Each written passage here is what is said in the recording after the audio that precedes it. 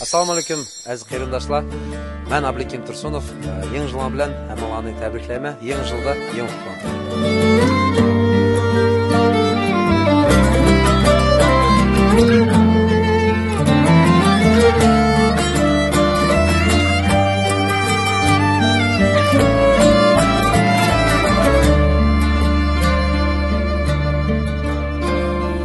bulutlar arasida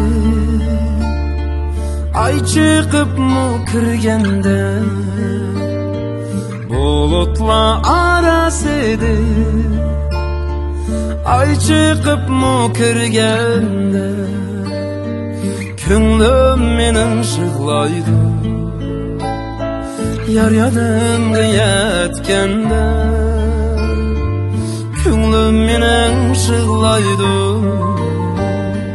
yar yodimga yetganda.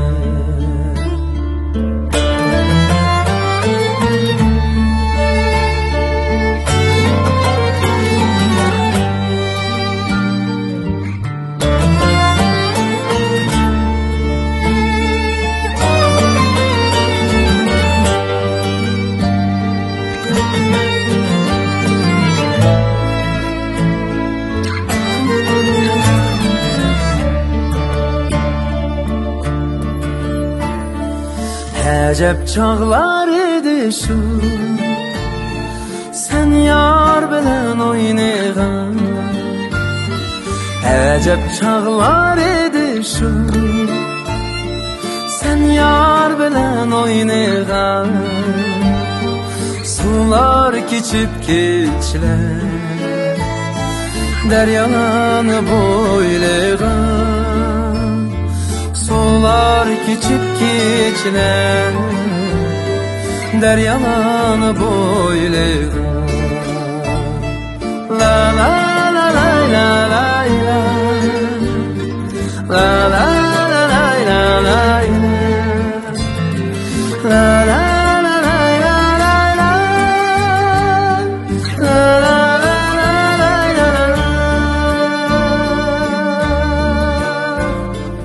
Eslisem şu çağlarını, yüragim zarışıqlaydı.